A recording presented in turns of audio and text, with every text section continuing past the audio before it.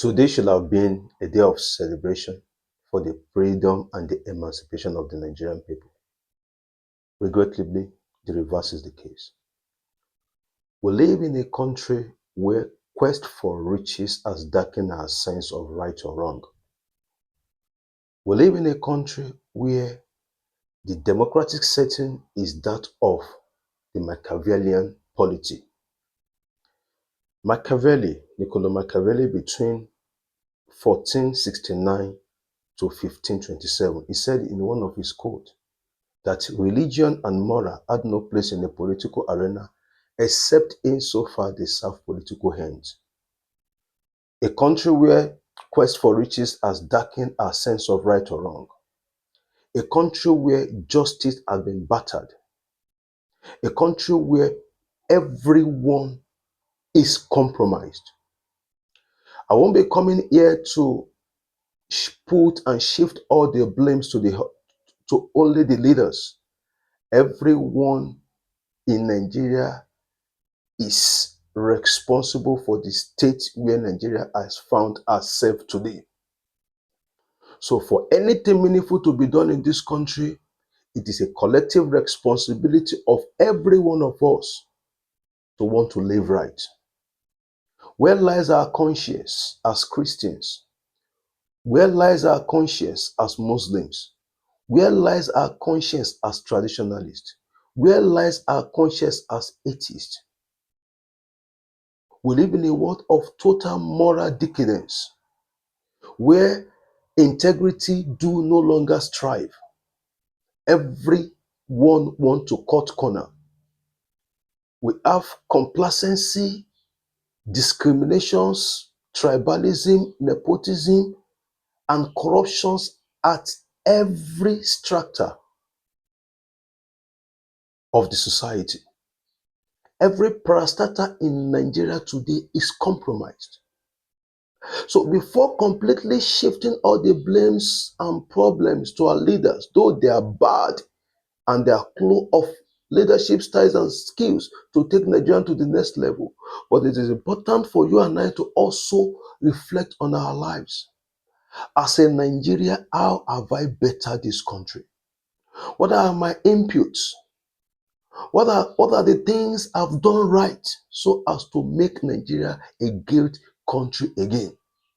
When an American wakes up in the morning, the first thing that comes out of his mouth is God bless the United States of America. What comes out of your own mouth to your nation, to your country, Nigeria? Without doubt, it is an open secret that our government has failed.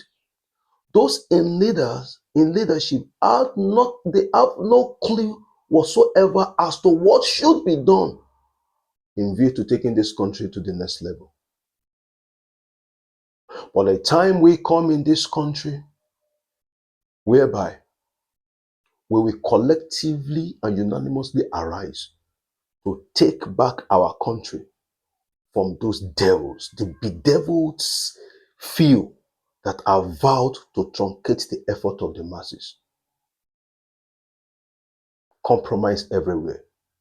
But I can tell you this, that if you, from your own quarter, that little positive input from your own room could have a multiplier effect if everybody begins to have a change of heart and mind towards this country. This country is ours. And it is high time we started doing the right thing. Remember that the will of the people is the only legitimate foundation of every government, and protecting it should be our first objective, as said by Thomas Jefferson. To our president and to those in office, it is important for you to know, according to Paul who once said that in the state of injustice, silence is a crime and anarchy is hereby released. It is important that we go back to the drawing board so as to find a long-lasting solutions to the problems of this country. The people are suffering. Nigeria is bleeding. Lot and lot of things are happening. But it is high time for the leaders to take the bull by the horn. I sense revolution. I foresee anarchy. Mr. President and all those in power, it is important that you act fast.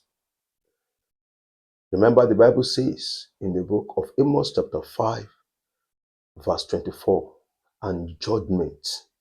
I see the judgment of God running down as water over Nigeria, and righteousness as a mighty streams. The great day of the Lord is near. It is near and it is stead greatly. It is important for you and I to change our ways of life. Let the corrupt change their lives. Let those siphoning and stealing money from the coffers of the nations stop doing that. The Lord bless you.